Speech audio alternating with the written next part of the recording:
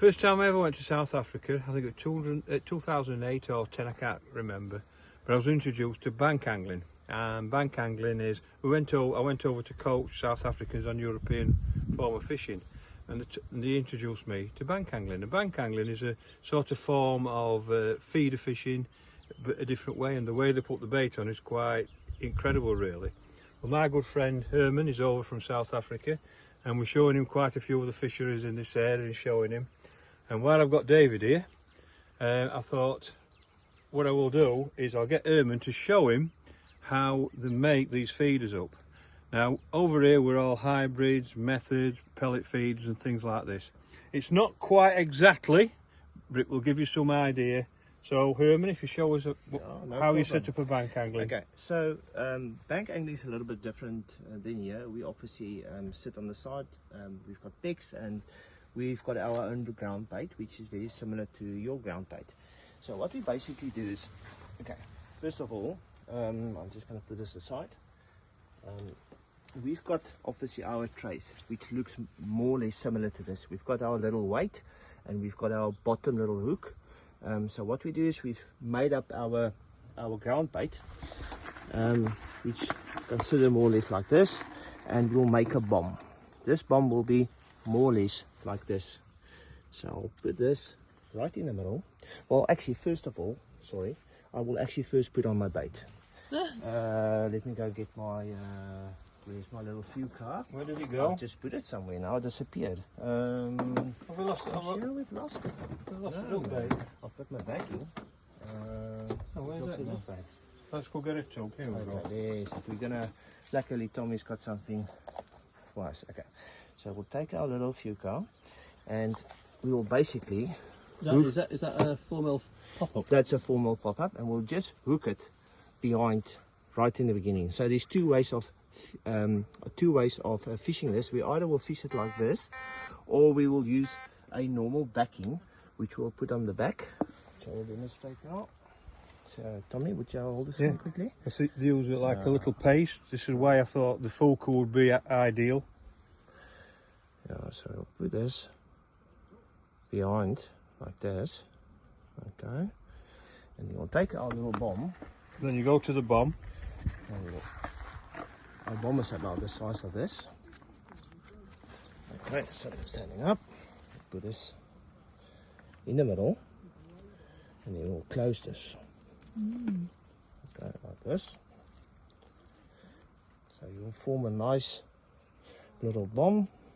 A little bomb. I was wondering why you didn't need a very big actual bomb. But this is a work of art at how they do this. So it's very important that you have it straight, nice and straight. Otherwise, when you cast in, because we throw so far, well, we fish at 80 to 100 meters. So you need this to be very good balanced. Before we cast in, we'll actually take normally our dips. When I was over there, they're obsessed with dips and flavours and colours and everything. It's incredible the amount that they do. Put it on the side, and maybe we'll do a second combination. Yeah. Tell me, will you just And different colours. and will you open that for Yeah, me? well for you. Down Put there? it on the other side. There you go. So I like to use my finger like this. Retract it. But this is what And it's there you like. go. And you cast it like that? Yeah. Cast it like that. 100, 120 metres. There's a second option. Tommy, just hold the line for me quickly. So the other way is when there's a lot of fish, I will actually not put a backing on. Oh, sorry man. So I'll take my little fuel car. We're going to have to get a new one quickly.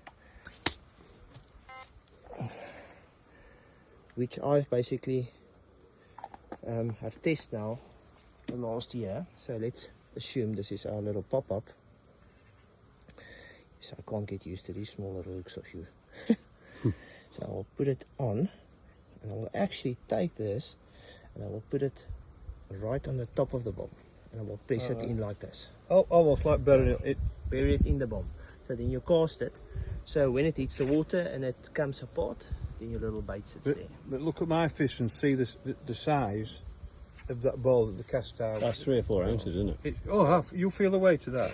Oh, yeah. It's probably more. 4 or 5 ounces. It's very heavy, but that, you won't believe the distance that they cast. And the first time I went, the method feeder will take over. because it looks like the old style of method feeder fishing. Yeah. But what's really important and what blew me away was they have trays of dips, the flavours. Huh. And that's when I saw Foker, I just went, wow. They're going to love it. They're going to love the Foker because they never, I don't think you ever cast out anything without a dip on. No, Am I right in saying that? I would say 95% of the time we put dips on. We Yeah. call it combos. So we like to use like a strong smell, like a TCP. A TCP in South Africa is a very good dip. Your TCP is Believe it really or not. strong. And I've told You actually Tommy, use TCP? Yeah, 100% Oh, right. yeah, It's 100%. actually covered. It's got actually fluorescein inside it. So we mix the TCP with fluorescein and maybe something sweet. And then I've told Tommy also about the devil's track, which I've showed him the other day. But yeah, the combination like TCP and caramel. I don't know if you guys know caramel. Something sweet. Yeah. So we'll do TCP and a caramel. We call it combos.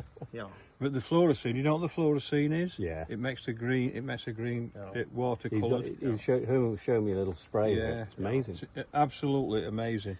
And when I left, I was left in no doubt that the South Africans know more about dips, flavours and everything like that than any country. I remember you saying, actually.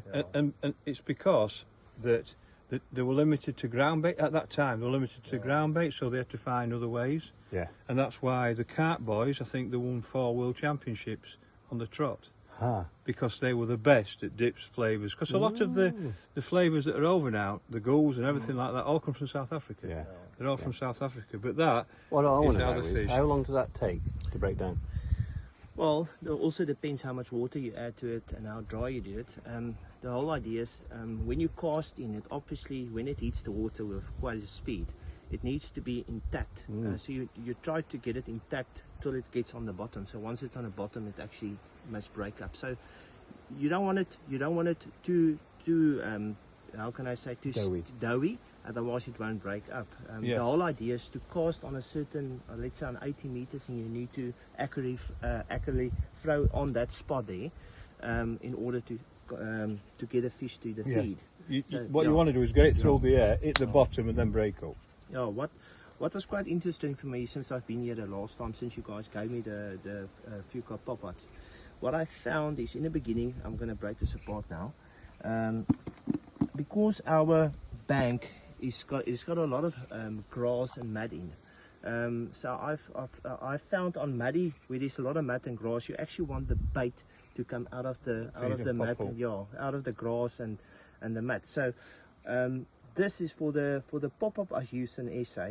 This is actually too long. We need to make it about 2 inches long in order to just when it's in the water, and it must be just above the ground bait. So when the feed starts to break up, it actually forms small particles to the bottom, and the fish actually comes towards it, and it will actually take the pop-up first. A lot of times which I have found with my friends, if they fish, you do get tends to get a lot of bites, and you can see there's a fish, but of course it's on the feed. But the whole idea is this pop-up must just sit above the feed, and when it comes in, it will actually take the pop-up first, and you will get a direct hit. Yeah, that's brilliant. Thank you very much. And thanks, I can see, unfortunately, I can see his brain ticking. And when his brain ticks, it's very, very dangerous. So thank you very much, Herman. That just shows everybody thanks a lot, and thanks, the Dave. sort of thing that gets on in South Africa. Excellent. Thank you.